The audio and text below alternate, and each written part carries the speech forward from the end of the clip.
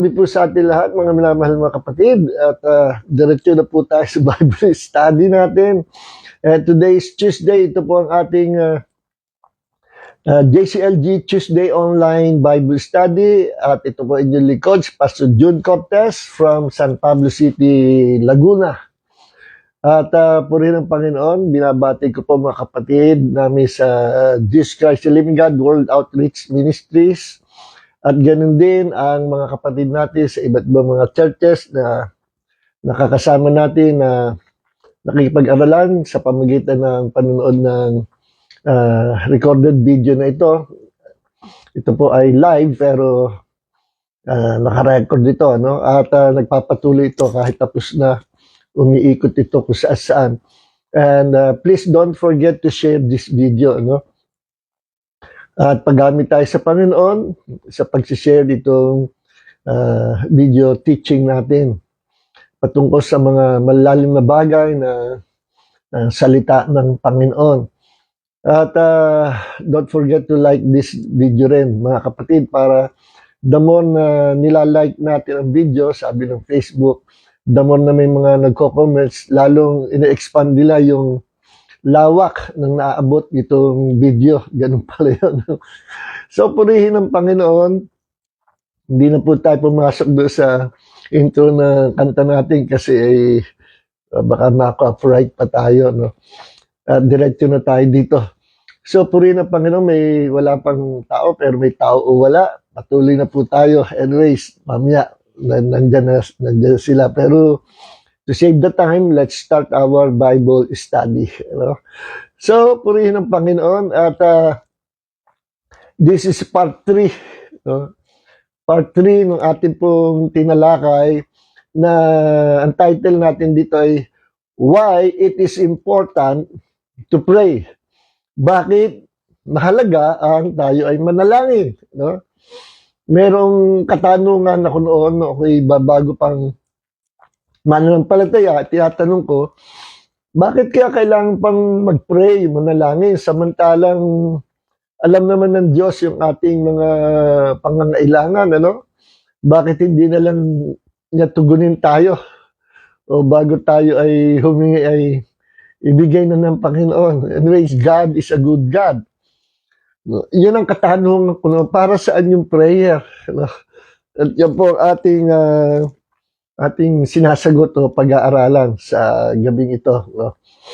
So, praise God. At yung first part nito, part 1, tinalakay natin yung 2 Chronicles chapter 7, verse 14. Ano?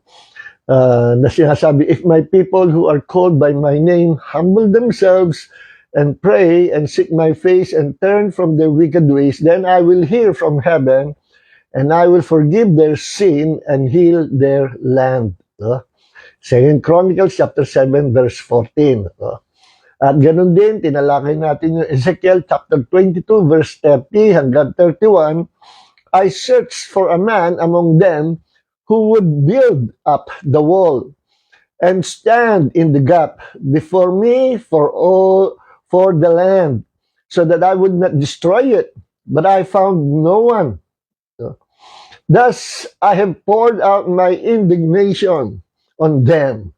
I have consumed them with the fire of my wrath. Their way I have brought upon their heads, declares the Lord God.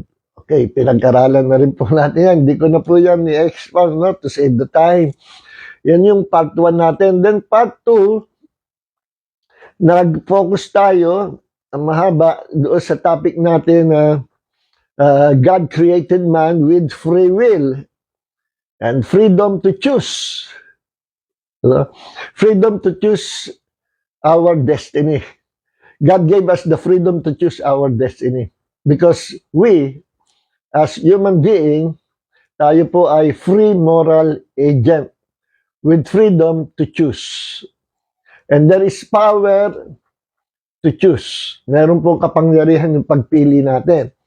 Tinalakay natin na kung ano yung pinili natin, kasi yung pinananampalatayanan natin. Yun yung pinagkakatiwalaan natin, pinaniniwalaan natin. No? Kaya pinipili natin. Okay?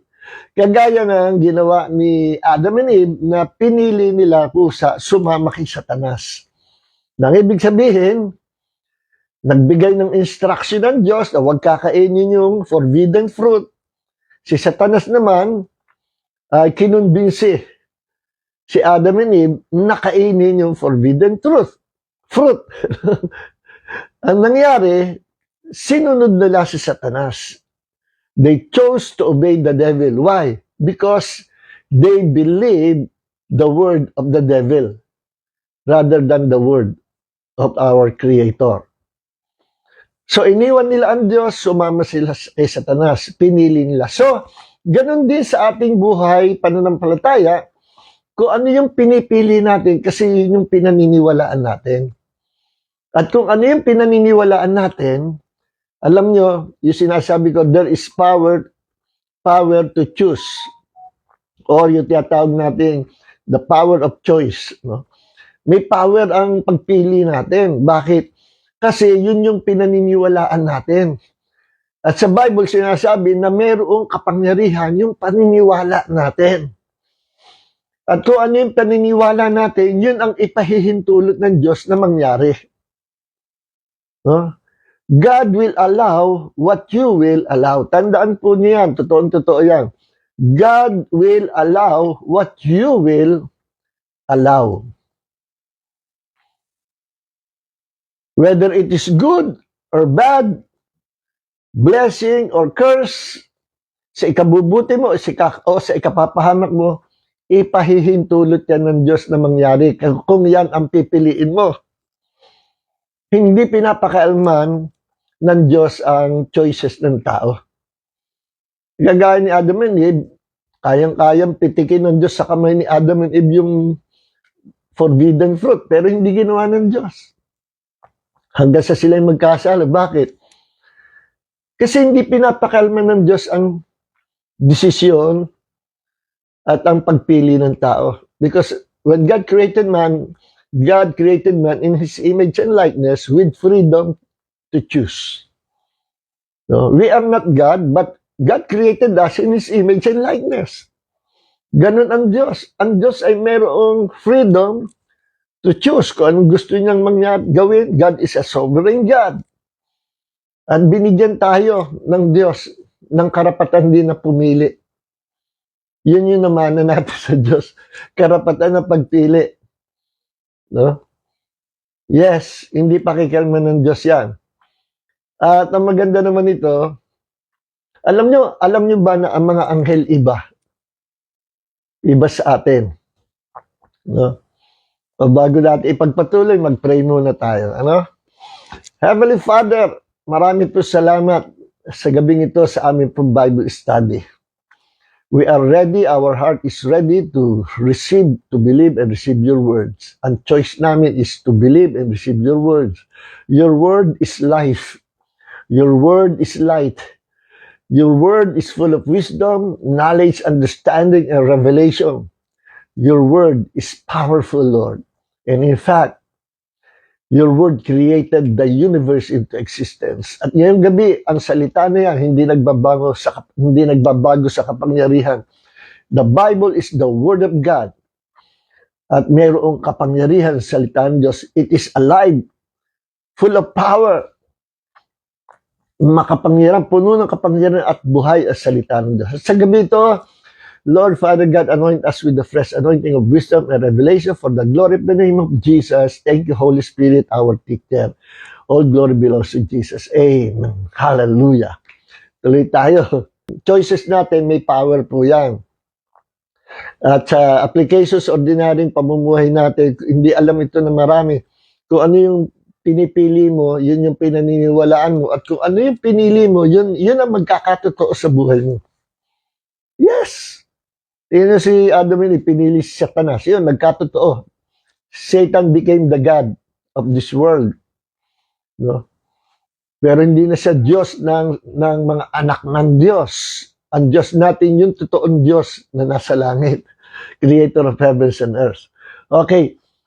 So, sa pang-araw-araw natin, minsan hindi natin alam at alam nyo, yung Kung ano ang pinaniniwalaan mo, yun yung pipiliin mo eh. At kung ano yung pinipili mo at pinaniniwalaan mo, yun yung lagi mong sasabihin. Yes, hindi ka aware, yun yung laging lumalabas sa bibig mo. Kung nakikita mo ang tao, yung personality niya, kung sino siya, kung ano yung lumalabas sa bibig niya, yun siya. Kung ano laman ng puso niya, mababasa mo kung ano yung lumalabas sa bibig niya. Kung anong paniniwala niya, yun yung lumalabas sa bibig niya. At kung ano yung madalas lumabas sa bibig niya, yun yung magkakatotoo sa buhay niya. Totoo po yan, no? What you believe or what you choose is what you believe. And what you believe is what will come out of your mouth. Principle of faith po yan. Okay. Sabi ko kanina, ang tao may free will. No? We can choose our destiny. May freedom to choose. Alam niyo po ba ang mga angels, although meron silang free will, pwede silang pumili.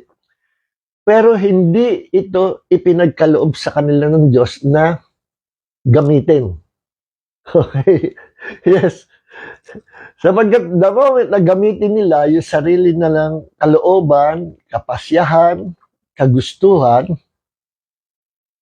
pag mali ang napili nila, they will be doomed forever. Kita niyo si Lucifer, si Satanas. One time lang nagkasala.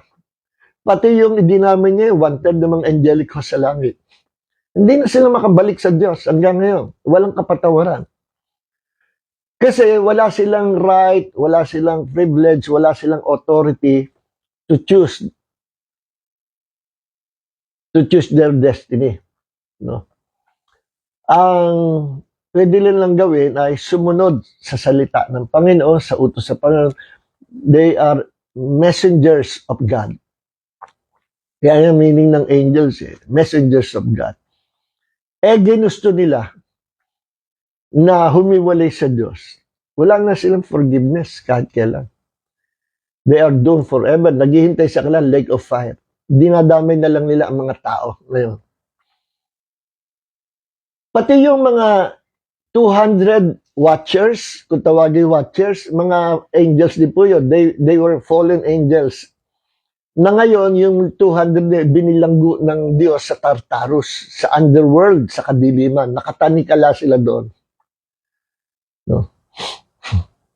At sa last days, pakakawali ng Panginoon. Nandiyan sa Book of Revelation, no? At yan yung gagawa ng kaguluhan din sa mundo. No? So, yung mga mga nakatanikala ng mga fallen angels na yan, na mga nabuhay yan sa panahon ni Enoch, Prophet Enoch. Nasa Book of Enoch po yan. Ang kasalanan nila, pinili nila, ginusto nila na asawahin ang mga anak na babae ng tao. Ang katawan nila, kinonvert nila. Nakagaya ng katawan ng tao. May power sila eh. At yung sinipingan nila mga anak na babae ng tao, kumuha sila ng kani-kanyang mga asawa. At hindi sila inatasan ng Diyos ng ganong kalagayan. Sila ang kanilang assignment is to watch the world, to watch the people of the world, bantayan. Pero ginawa nila, nagkaisa sila na mag-rebel sa Diyos. Pinuntahan nila ang mga magandang anak na babae ng tao at inasawa nila. At ang na-produce na offspring, ang naging anak nila, mga giants. Yun yung mga naging mighty warriors nung araw na kinatatakutan. Yun din yung mga tinatawag sa Greek mythology ng mga gods and goddesses. Doon din galing yun eh. At nung namatay yung mga giants na yan, na tinuturing na mga gods and goddesses nung unang panahon, sila yung mga naging demon spirits. In fact, may mga rebulto pa yan mga yan na yung mga remains nila, yung mga rebulto nila na ginawa ng mga unang-unang mga tao na nakukuha ng mga half human, half animals. Kasi pati animals, nagkasalary sila. At ayos sa ibang mga Bible scholars, sa mga Bible scholars, naniniwala sa kasalanan nila sa mga animals at tinutukoy sa Book of Enoch ay bestiality. No? Pinagsamantalahan din nila yung mga animals. Nag-experiment sila kung anong magiging anak. Half human na pa animals. Sila yung mga naging monsters. Okay. At mga giants din. Okay, so much for that. Nabanggit natin. So, wala rin kapatawaran yung mga angels sa Book of Enoch na 200 watchers. Hanggang ngayon, nakakulong sila sa underworld. Yung si Satan at yung tropa niya, wanted ng angelico sa langit, hanggang ngayon nakakalaya. Ibang group yon, ibang group. So, dalawang grupo yan na parehong nagrebelde sa magkaibang panahon. So, pinili nila yung ginusto nila, yung destiny nila. Kaya hindi sila makabalik. Tayo mga tao, binigyan tayo ng Diyos ng right, authority, privilege to choose. Yeah, binigay sa atin yan. Kaya, pag tayo pumili at mali ang napili natin, pwede nating ulitin. Pwede nating ulitin kung ano yung pipiliin. Kung alam natin nagkamali, all we have to do is to repent. Come to the Lord Jesus Christ and repent of our sins. Repent of our mistakes. Sabihin natin na, Lord, nagkamali ako. And with the humble heart, confessing our sins before God, the blood of Jesus will cleanse us. He will forgive us. And pwede na naman tayong mabuhay na connected sa Diyos. Every time magkakamali tayo, pwede tayong bumalik sa Panginoon. Yes, basta sincerely sa puso natin na tayo ay nagsisisi. So yun ang difference natin, no? Kaya yung repentance, doctrine of repentance, maganda yan, importante yan sa ating mga kapatid.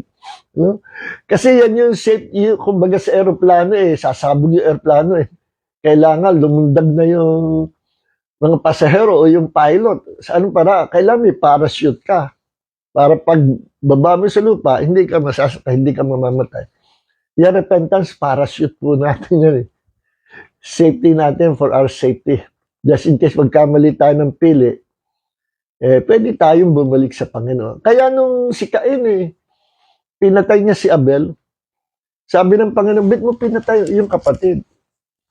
Dahil sa jealousy at tinanggap ng Panginoon offering ni Abel at ni-reject yung offering ni Cain, nagselos na inggit, nagselos si Cain, pinatay niya yung kapatid niya. Yun yung first murder nangyari sa Bible. Sabi naman, ba't mo ginawa yun? Di ba kung nagkamali ka naman, pwede mo namang ulitin. See? Ganyan ang tao. At andan yung unang nilikha ng Diyos sa mga angels kaysa sa atin. At para maging safe ang tao, binigyan ng Diyos ang tao ng freedom to choose or yung tiyatawag na free will or karapatan ng pagpili.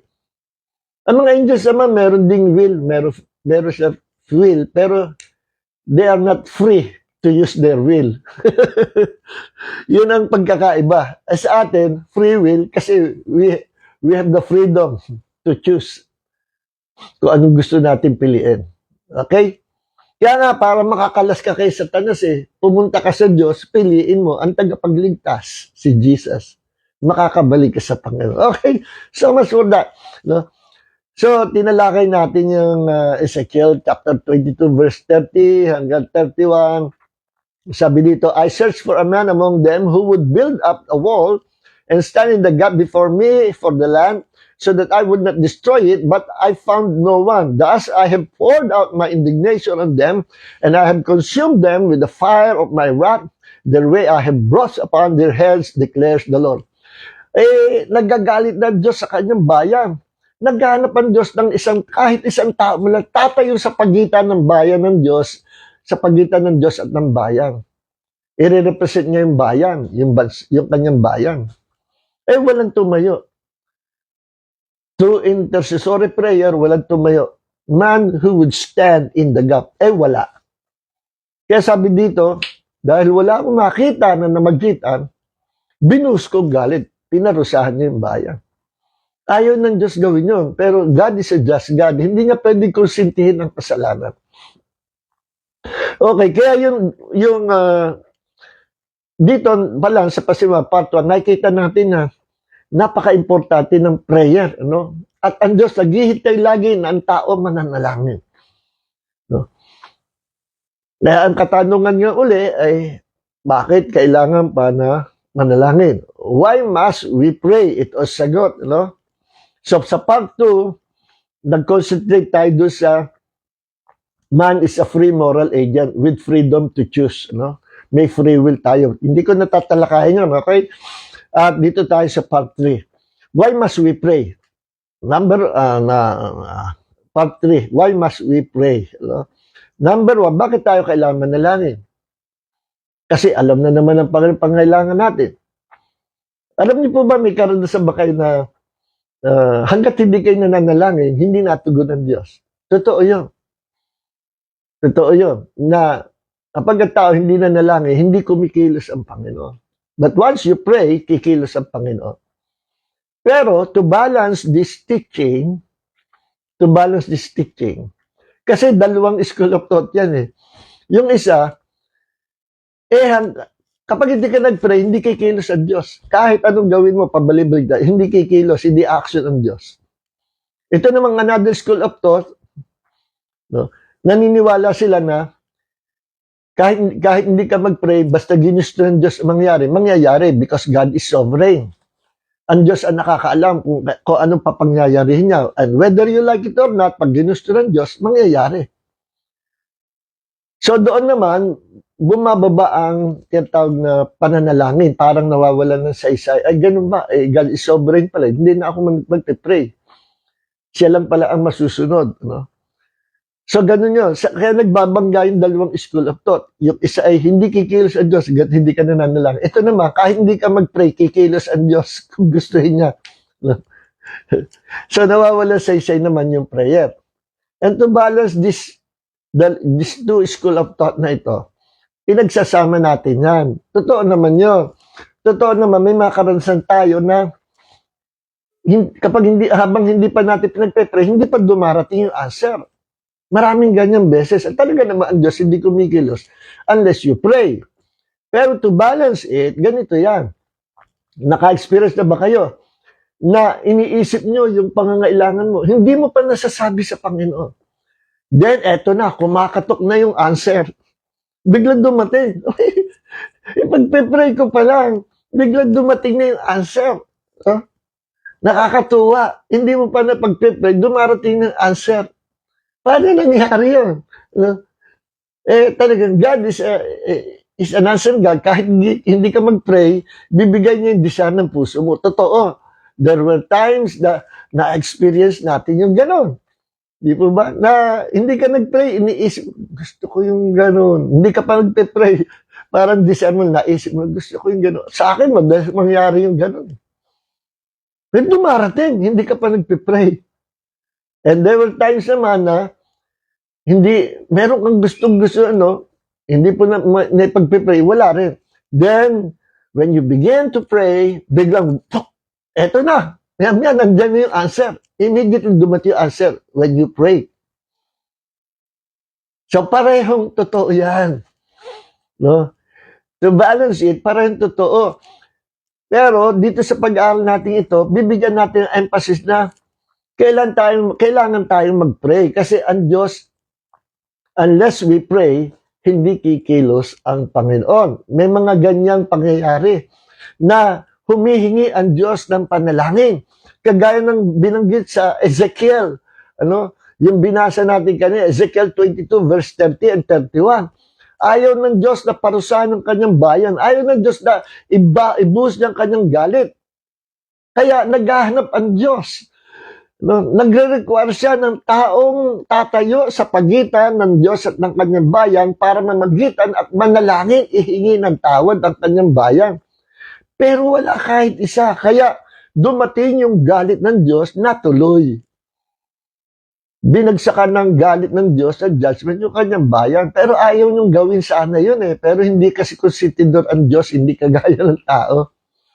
Ang kasalanan. Yan ang kabanalan ng Diyos. Honesty. He's an honest God. He's a just God. A righteous God. Hindi kagaya ng mga judges ng mga tao, minsan nasusuhulan. Diyos hindi yung masusuhulan. Okay, so nandun pa rin po tayo na we need to pray para kumilos ang Panginoon.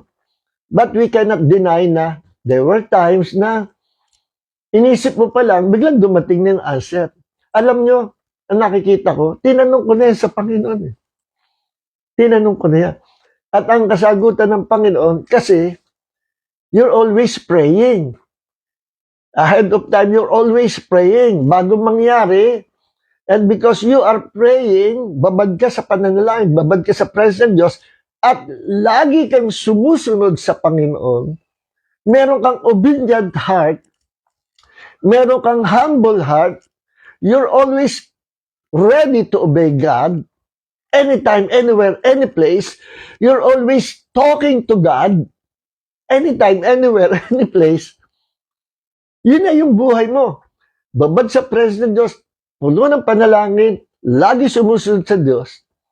Kaya, bago mo pa ibigay ang request mo sa Diyos, dumarating na yung answer. Why? Because your life is a prayer. Ang buhay mo ay isang panalangin. Ikaw ay buhay ng pananalangin. Ikaw ay buhay ng panalangin.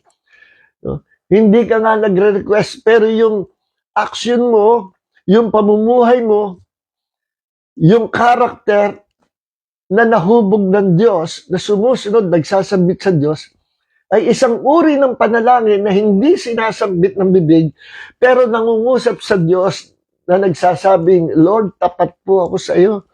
Ano mang gusto mo, I will obey. Ano mang gusto mong gawin ko, gagawin ko, Panginoon. Ang buhay ko sa iyo, naka-offer sa iyo. Wala na akong ibang paglilingkuran kundi ikaw. Ay pagka ganung attitude mo madalas nga, makikita mo, iniisip mo pa lang nandiyan na yung answer ng Panginoon.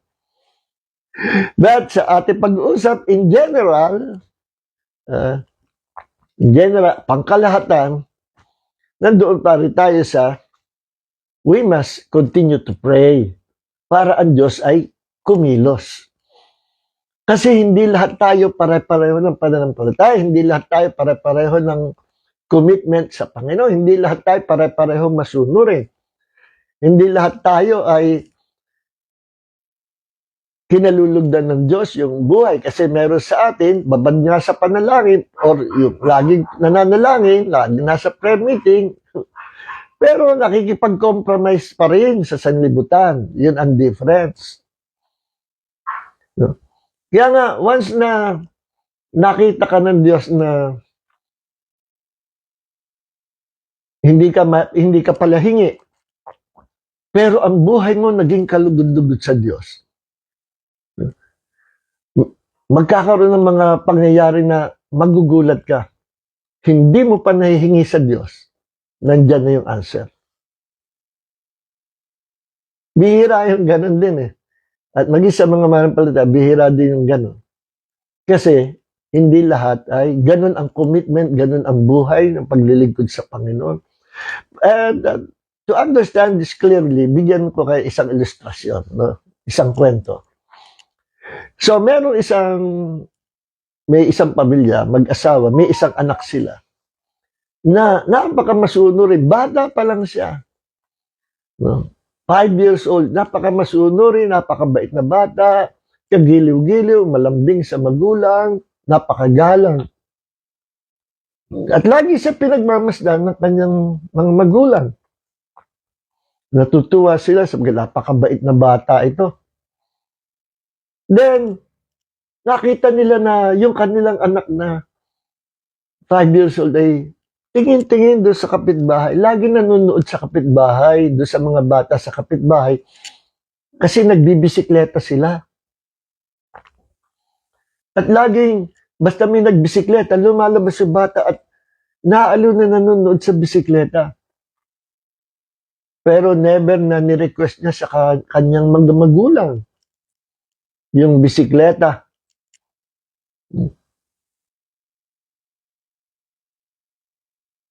At lagi siyang natutuwa sa mga nagbibisikleta na gusto niya rin niya na maranasan niyo.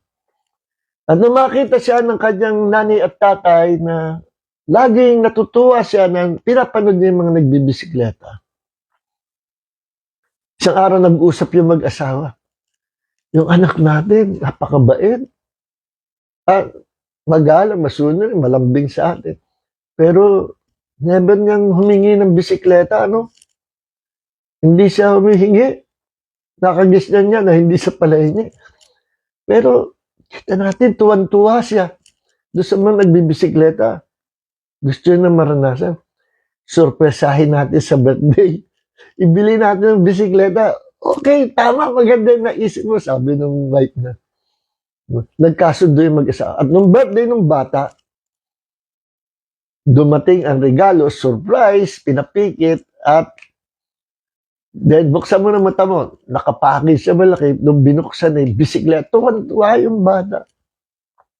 Sabi ng bata, nagtatanong, paano niyo nalaman? Paano niyo nalaman yung gusto ko? Ano? Ito yung gusto ko. Bisikleta. Hindi siya humihingi. Pero dahil mabait na bata siya, sinurpresa siya ng kanyang magulang. Hindi pa niya nahingi, binigay na. There were times, merong mga ganyan senaryo sa buhay natin. Yes. Totoo yan. Kaya lang, in general, hindi lahat tayo ganon. Kaya still, nandun tayo sa pag-aaral na we need to pray. No? Huwag tayong huminto sa pananalangin. At sabi nga sa sulat ni Pablo sa Thessalonians ay pray without ceasing. Yes, huwag tayong huminto sa pananalangin. Okay. So, ito ang isa na dahilan, ano? Why we need to pray. No?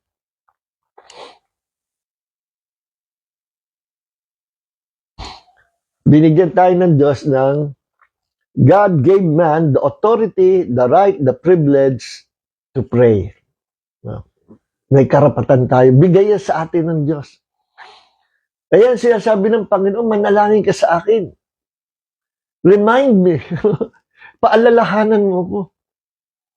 Lumapit ka sa akin. No?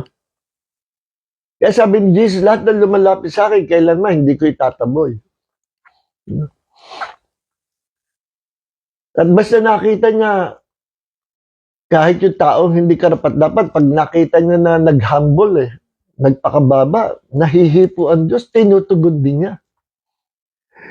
Yes, tandaan niyo yung Syrophoenician woman na nakikiusap sa Diyos na pagalingin yung kanyang anak na babae. Nakikiusap kay Jesus, Lord, pagalingin mo yung aking anak. Yung Syrophoenician woman ay Gentile woman yun. Hindi pinapansin ni Jesus at sabi niya, ang oras ko hindi pa napapanahon. Bakit? Nung si Jesus ay nagkatawang tao, ang unang mission or ministry niya was only for the Jews. But when He resurrected from the dead and umupo sa kanan ng Ama, doon nalikha ang New Covenant, and under the New Covenant, ine-expand ng Diyos ang kanyang biyaya, hindi lang para sa Jews, kundi maging sa mga Gentiles. At aabutin niya ang lahat ng tao, whether you're a Jew or a Gentiles, aabutin niya at ang ginagamit niya ay gospel. Romans chapter 1 verse 16, for I am not ashamed of the gospel of God, of Christ, for it is the power of God unto salvation to the Jews first and then to the Gentiles. See? Kaya nagpunta dito si Jesus for the whole world. Pero ang first assignment niya, first mission before He died on the cross, para sa mga Jews lang. At merong prophecy na sinabi ang Panginoon, bago siya mapako sa krus, merong mga flocks, may mga kawan na hindi kasali rito sa kawan ng mga Jew, sa mga tupa ng mga Jew. May mga kawan sa labas na kailangan kunin ko sila at isama sa kawan na ito para maging isang kawan. Yung tinutukoy niya yung flocks ng Jew and Gentile at magkaroon sila ng isang shepherd. And that shepherd is the Lord Jesus Christ. So after He rose from the dead, pinagsama. No? Ang salvation is not only for the Jews but also for the Gentiles. Okay? So, tinitindihan ko yan. Kasi meron nga namang, cult teaching na pumapasok sa body of Christ. Ano yun? Yung mad dispensationalism. Yung mid-acts dispensationalism. Ano yung mid-acts? Sa kanila, ang accepted na sa kanila, acceptable lang, yung mga writings ni Paul. Yun lang daw applicable sa mga Gentiles. And the rest of the books of the Bible, para sa mga Jew lang daw yun. That is not biblical. Kaya nire-reject nila yung gospel according to Matthew, Mark, Luke, John. Hindi raw para sa atin yun. Pati yung sulat nila, Peter, James, Jude, no? Mga epistle nila, nire-reject nila, hindi raw para sa atin yun. At ang para sa atin ng mga Gentiles ay ang mga books or epistles of Apostle Paul. Kasi siya daw yung sinabi na apostle to the Gentiles. Tama naman. Siya yung apostle to the Gentiles, but it doesn't mean na you will reject the rest of the books, the four gospel and epistles in Peter. Mali yan. No? Mali yan. And that is already a cult teachings. Yes, 100% cult teachings na po yan. Kasi they are rejecting the Lord Jesus Christ. At ingat kayo, bago na naman yung pumapasok na kakultuhan na yan. No? At sila ay paniwala, mga na-brainwash, mga nadaya sila. Bago na naman yung pumasok na, kamakailan meron yung isang famous na man of God sa Pilipinas, biglang nagturo na si Yahweh daw, hindi raw yun ang God, ang Father ni Jesus, at si Yahweh daw ay masamang Diyos, God of darkness. Si Jesus daw ang God of light. No? Ang ama daw ni Jesus ay si El Elyon. Hindi raw siya, naku, pinag-iba pa. Sa Genesis pa lang, binabanggit na si Yahweh, Elohim at si Yahweh, iisa. In fact, pag-aralan who is Yahweh? Yahweh is the Father. Yahweh is Jesus. Yahweh is the Holy Spirit. Okay, so for that, sa mga kakultuhan niya, binabanggit ko lang po para maging aware tayo at mag-ingat kayo sa mga false teachings na yan. No? Alright, ngayon, so ito po yan. Wala na tayong, naubos yung time natin. So tayong mga mananampalataya under the new covenant, binigyan ng Diyos ng number 1, authority. No? Kapamalaan bilang mga anak ng Diyos. Right. No? Karapatan, privilege to pray. Malaking blessing po yan. Pag binigyan ka ng authority, right, and privilege to pray to God, malaking blessing po yan. Yes.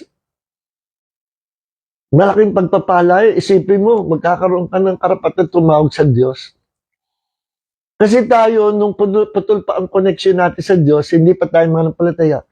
Ang hirap para sa Diyos na dinggin tayo sa pananalangin natin. Bakit? Kasi disconnected tayo sa Diyos because of our sinful nature that we inherited from Adam and Eve. Dahil tayo ay marumi at tayo ay anak ng dyablo, kapag tayo nananalangin, hanggang kisame lang ang abot ng prayer natin, hindi pwede pakinggan ng Diyos. Bakit? Kasi disconnected tayo sa Diyos. And I believe isa lang panalangin ang papakinggan ng Panginoon. Yung panalangin na paglapit natin sa Kanya na may pagpapakumbaba, na tinatanggap natin siya to become our Lord, our God, and our Savior. And that is the Lord Jesus Christ. Yan ang prayer na pakikinggan ng Diyos. Once na na-accept ka ng Panginoon and you become a child of God or sons of God, God is ready to pour out His blessings. God is ready to hear our prayer. And tayo rin, we are now ready to receive God's answer. Kasi binigyan tayo ng Diyos ng authority, right, privilege to pray as children of God. Okay? So, yun po, yung why must we pray? The number 2, yan yung linawin pa natin ito. God is sovereign. No? Ibig sabihin ng God is sovereign, is a sovereign God. Kung anong gustuhin ng Diyos, mangyayari. He is all-powerful God. And He can do everything na gusto niyang gawin. He is sovereign. He is the creator of heavens and earth. Kaya niyang kontrolin lahat. Because He is a sovereign God. Now, eto na. But God's sovereignty gave mankind or man responsibility. Ang pagiging sovereign, pagiging makapangyarihan Diyos ay nagbigay sa lahat ng tao sa buong mankind ng responsibility. Iniiwan niya ang responsibility sa mga tao na na kumilos, umaksyon, gumawa ng ipinagagawa ng Diyos. At ang unang kalooban ng Diyos sa lahat ng tao ay ang paglapit at pagtawag sa Diyos sa pananalangin. And once na ikaw ay tinanggap na ng Panginoon, naging anak ng Diyos by believing and accepting the Lord Jesus Christ, you are ready to receive God's answers. And God is ready to pour out His blessing. So, dalawa po yan, God's sovereignty and man's responsibility. Hindi po nawawala yung responsibility na binigay ng Diyos sa tao. No? Bakit ko tinitindihan naman na yung God's sovereignty and man's responsibility? Again, kasi may umiikot na doctrine sa body of Christ, yung tinatawag na Calvinism. Sa Calvinism, sorry mga kaibigan Calvinist, real talk lang tayo. Sa Calvinism kasi, i-message ako kung hindi totoo ito sinasabi ko. Sa Calvinism kasi at teaching, God is sovereign. And He is the author of good and evil. Good and bad. Na lahat na nangyayari sa mundo ay kontrolado ng Diyos because God is sovereign, whether it is good or bad, ang Diyos ang gumawa. Ang Diyos ang author both ng good and evil. And that is not true. That is not biblical, 100% not biblical. Bakit? Kasi napasobra naman yung na-extreme sila sa word na sovereignty. Hindi ko mo meaning na sovereignty ay kayang kontrolin, gawin ng Diyos ang lahat ng gusto niyang gawin. Hindi ibig sabihin ay wala nang limitasyon. Yung sovereignty of God, walang limitasyon ang Diyos. Pero ang ginawa ng Diyos, yung kanyang sovereignty, nilagyan niya ng limitasyon. Siya naglagay. Sa anong paraan? Binigyan niya ang tao ng responsibility at saka ng free will. Na yan, kontra yan sa doctrine ng Calvinism. Sa Calvinism kasi, ang tao ay walang free will. Ang tao walang kakayanan na lumapit sa Diyos. Kaya tanong ko nga bakit pa imbitahin ng Diyos ang tao kung walang kakayanan lumapit? Sabi ni Jesus, "Come to me, all of you who are tired and heavy laden, and I will give you rest." Matthew 28, verse Matthew 28, verse 11. Yes. Come to me, all of you who are... Hindi, mali. Matthew chapter 11, verse 28. Sorry po, mga kapatid. Nalimutan natin mga lumang memory verse. Matthew 11, 28, 29. Come to me, all of you who are tired and heavy laden, and I will give you rest. No? For my yoke is easy, and my burden is light. So you sabi ng Jesus, come to me, all of you. All. Hindi few. Lahat ini-invite. Ganon din sa Book of Revelation, chapter 22. I think it's verse 16, na ang sabi ng Holy Spirit, come, sabi sa lahat ng tao, come to the rivers of life and be saved. Come to the rivers of life. That rivers of life is salvation. Come and be saved. Nag-i-invite ang Holy Spirit. Kasama, kapartner ang bride of Christ and church for inviting all the people of the world. So magkapartner ang bride at Holy Spirit sa pag-i-invite, Holy Spirit and the church. Nag-i-invite. Kaya tayong church, ginagamit ng Panginoon to invite people to come to Jesus to be saved. See? God is inviting people. And it's up to you. It's up to us if we will accept Jesus. At praise God, isa ako sa mapalad na tao sa buong universe. Bakit? Because I believe and accepted Jesus to be my Lord, my God, and my Savior. Mapalad ako. Bakit? Hindi na ako mamatay. Mabubuhay ako forever. And time will come. At the rapture of the church, my body will be changed into glorified body. Hindi na ako tatanda. Hindi na ako magkakasakit. Hindi na ako mamamatay. At kayo rin, tayong lahat ng mga Kristiyano na nakikristo. So, merong sovereignty of God, meron din responsibility ang tao. Ang sovereignty of God, nagplano siya ng salvation. Naka-ready na yung salvation. At iniwanan niya ang responsibility sa tao.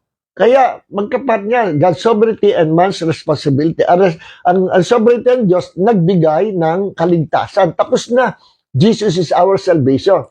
Now, nandyan na, kailangan umaksyon ang tao. Man's responsibility is to believe and to come to Jesus.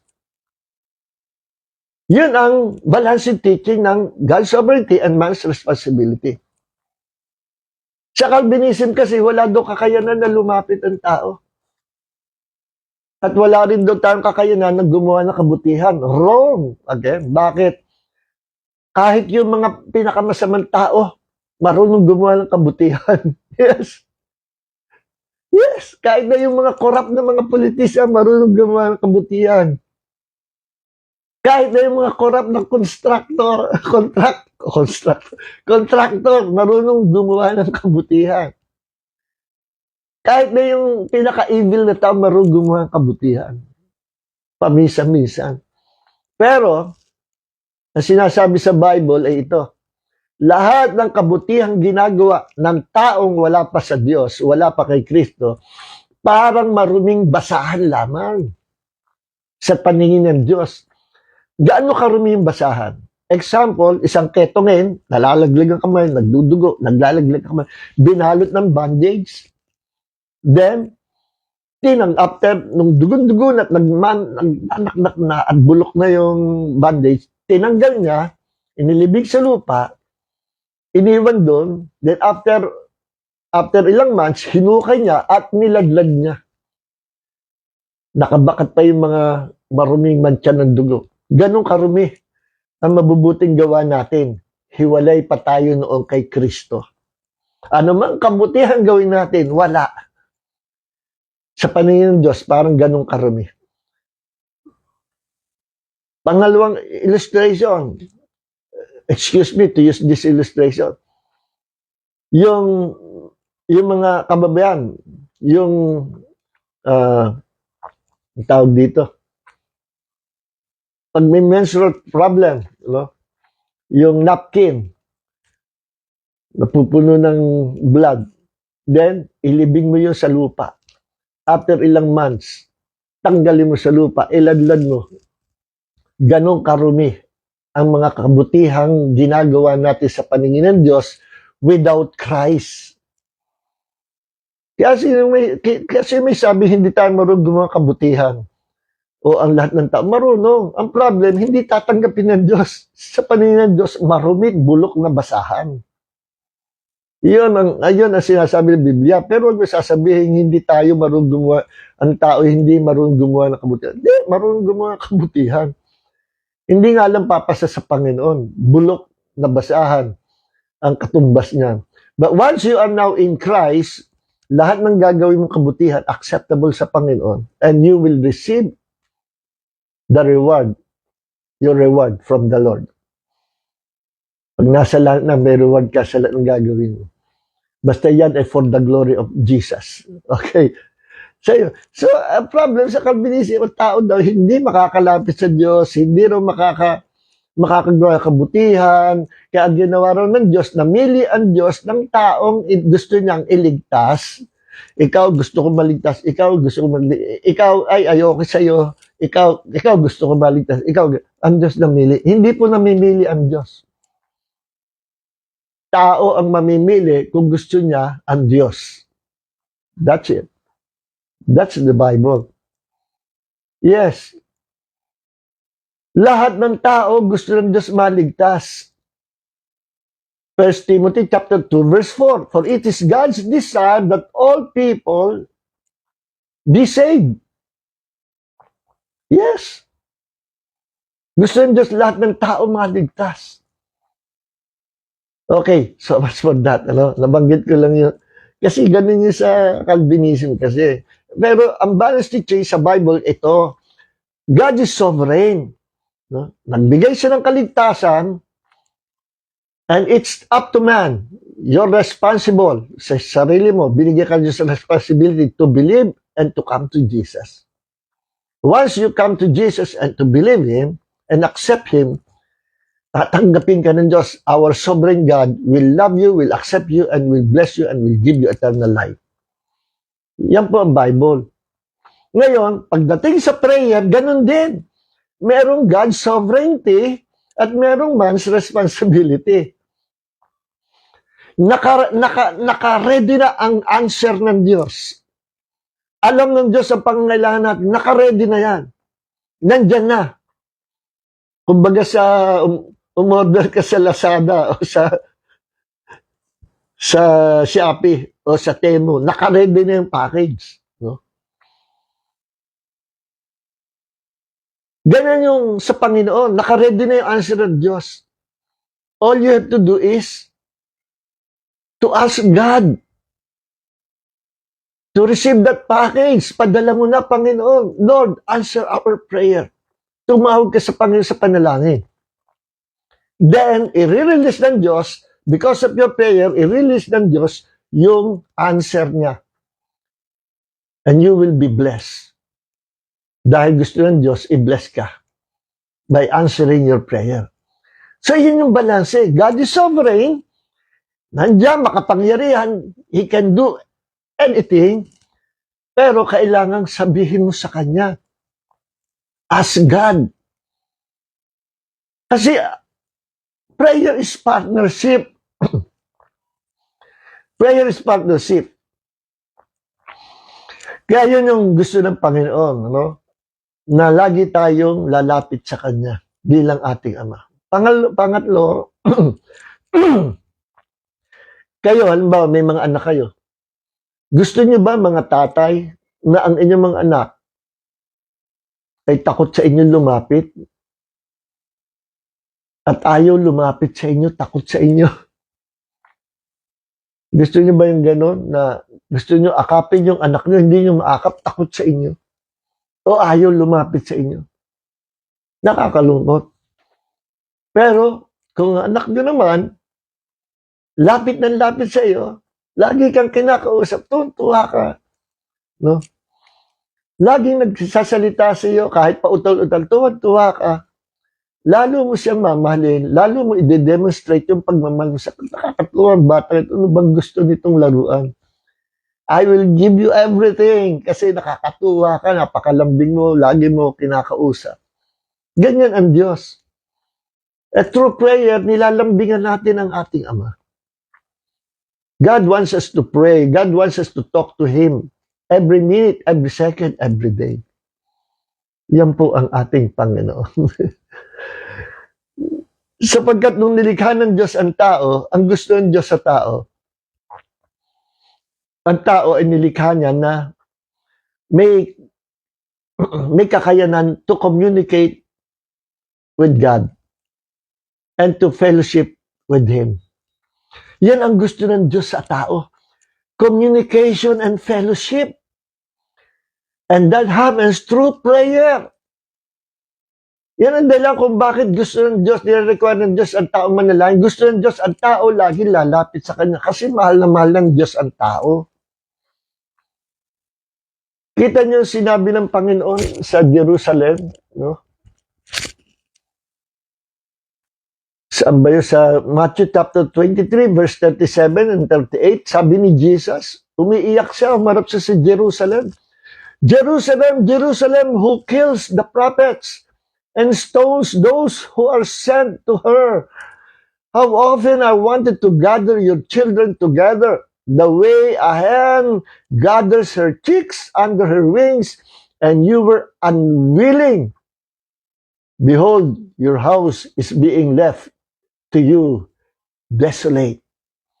Sabi ni Jesus, i-paraphrase natin sa Tagalog to. Ang ganda ng sinabi dito eh. Matthew 23, verse 37 and 38.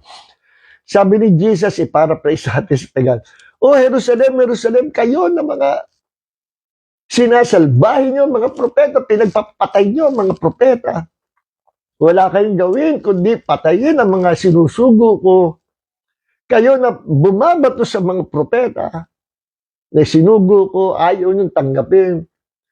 Ilang beses ako nagpapadala ng mga propeta para makipag-usap sa inyo kung anong, para maintindihan nyo ang mga gusto ko at gusto ko sabihin. Anong ginagawa nyo, binabato nyo, pinagpapatay ninyo. Oh, kung nalaman nyo lang, ilang beses ko kayong gustong i-gather at akapin at mahalin at i-demonstrate ang aking pagmamahal sa inyo at kupkupin kayo at pagpalain kayo. But you were unwilling. Parang kagaya ng isang inahing manok na gustong kupkupin at ingatan ang kanyang mga chicks. Kapag umuulan, kumikindat, kinukupkup ng inahing manok ang kanyang mga sisiw para wag mabasa. Ganun ang gusto kong gawin sa inyo. Ingatan, protektahan, mahalin, pagpalain kayo at ipadama sa inyo aking pagmamahal. But you were not willing. Or you were unwilling. Kaya ito mangyayari sa inyo. Sumpa ang darating sa inyo. Behold, your house is being left to you desolate. Nangyari yan nung panahon ni General Titus, 70 AD. Kinubkob ng Roman soldiers ang Jerusalem at hindi sila makalabas. Sinunog ang Jerusalem. Gutom na sila, hindi sila makalabas. At sa gutom nila, yung mga babies nila, ang kinain nila. Siguro yung mga namatay. Kinain nila yung kanilang mga sanggol. Wala na sila makain. Because they rejected the love of God, dumating ang curse and judgment sa kanila. Pero ayaw ng Diyos gawin yan. Pero nangyari sa katigasan ulo niya. Ganyan ang Panginoon. Ang Diyos gustong-gustong lumapit tayo at mahalin. Gustong-gusto ng Diyos na marinig ang ating panalangin. Gustong-gusto ng Diyos na lagi natin siyang kausapin. Yan ang dahilan kung bakit binigyan tayo ng Diyos ng free will. Freedom to choose. We want what we want to choose. No? Bakit? Kasi ang gusto ng Diyos, ang kanyang mamahalin. Mahalin niya sa level, nakapantay ng level niya sa pagmamahal. No? Gusto niya yung kanyang mamahaling mga creatures ay mahalin din siya na gaya ng pagmamahal niya. At gusto niya yung kanyang mga creatures niya na very special sa kanya ay maintindihan yung kanyang pagmamahal. At gusto niya ipadama sa mga creatures niya, special creatures na yan, ang kanyang pagmamahal. And who are those creatures? Man. Tayo ang mga special creatures na yan. We are God's crown of creation. We are God's masterpiece sa lahat ng nilikha ng Diyos na may buhay. Ang very special, pinakamataas sa creation ng Diyos. I tell you, mas mataas pa sa mga angels ang Panginoon. Next week talakayin natin yan.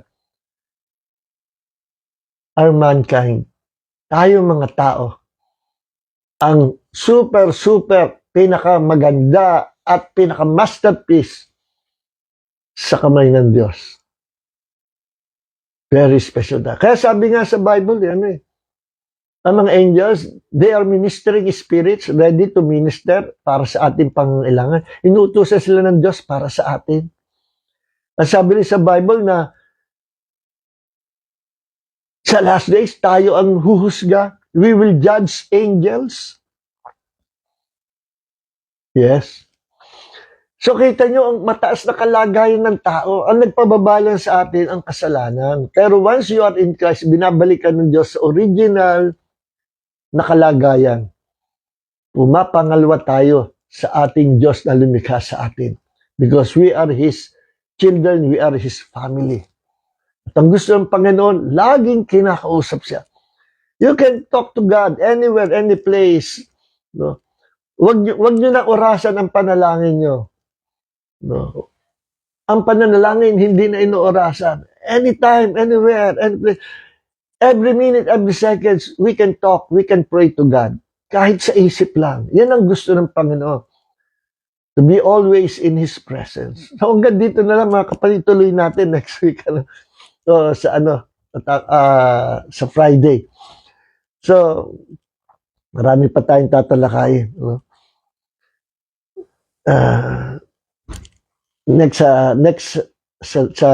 Sa Friday, bibigyan pa natin ng linaw yung God's partnership with man. Ako, napakaganda niyan.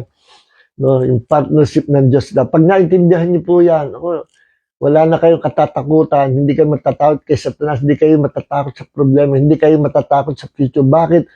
Ikaw ay kapartner ng Diyos. Ikaw ay may covenant sa Diyos.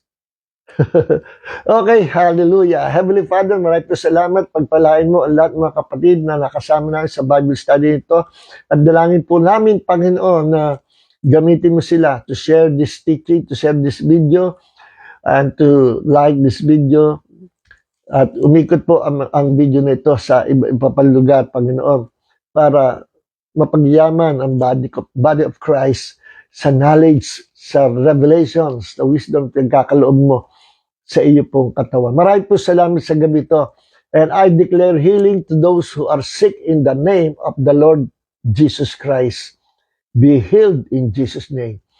At kayo po, mga kaibigan, gusto nyo lumapit sa Panginoong Yesus. Gusto nyo magkaroon ng buhay na walang hanggan. Alam nyo, after this life, mamamatay tayo sa physical na katawan. Dalawa lang pupuntahan natin. It's either heaven or hell. Lahat ng mga kay Kristo, pinangakuan ng Diyos, that when you die, hindi pa yan ang katapusan. You will be with Him sa buong eternity, sa kanyang kaharian. Kaibigan, gusto mo ba na pumasok sa kaharian ng Diyos at to have eternal life? Believe and accept Jesus to be your Lord, your God, and your Savior. At yung gusto mo, right now, manalangin tayo, tutulungan kita. Just lift your hands to Jesus at sabihin mo ganitong panalangin mula sa iyong puso. Bigkasin mo sa ibibig ang panalangin ito. Sabihin mo, Panginoong Jesus, Lord Jesus Christ. Come on, say it. Lord Jesus Christ. Sumasampalataya po ako sa iyo na ikaw ay Diyos na nagkatawang tao, namatay para bayaran ang aking mga kasalanan. At ikaw ay nabuhay na maguli after 3 days upang ako na sumampalataya sa iyo ay mabuhay din magpakailanman. Umupo ka sa kanan ng Ama at ako man ay pinauupo mo rin kasama mo sa iyo pong trono. Panginoong Hesukristo, ngayong gabi, sinusuko ko sa iyo ang aking buong buhay. Simula po ngayon, ikaw nang aking magiging Diyos. Ikaw nang aking magiging Panginoon. Ikaw nang magiging aking tagapagligtas. I surrender my life to you, my Lord, my God, and my Savior, Jesus Christ. Salamat po, Panginoon, sa pagtanggap mo sa akin. Salamat po sa buhay na walang hanggan. At salamat po sa banal na Espiritu na makakasama ko na mananahan sa akin magpakailanman at magpapalakas sa akin. Panginoon, marami po salamat at simula po sa araw nito, paglilingkuran kita. In Jesus' mighty name be all the glory. Amen. Kaibigan, if you accepted Jesus to be your Lord God Savior, read the Bible, Kung wala kang pambiling Bible, download mo lang sa gadget mo ako, mga libre yan, lalo lang kung Android, mamimili ka daming Bible. So, pray to God, read the Bible, then share mo yung kagandahan ng testimony ginawa sa iyo ng Diyos. Share it to others. Ganyan ako, no? Ako'y babagong nakakilala pa. Sapig na sabihin ako, ikwento si Jesus sa mga tao. Hey, oy, makinig kayo. Yes, ganyan ako noon. Hanggang ngayon naman, gusto ko i-share si Jesus sa lahat. Ayoko ako lang ligtas. Gusto ko marami maligtas. So, God bless. Let's evangelize the world. Share the gospel sa lahat ng tao. And pagpalain kayo, Panginoon. May the grace of Jesus, the love of the Father, and the fellowship of the Holy Spirit be with you all. In Jesus' name, Shalom. Amen.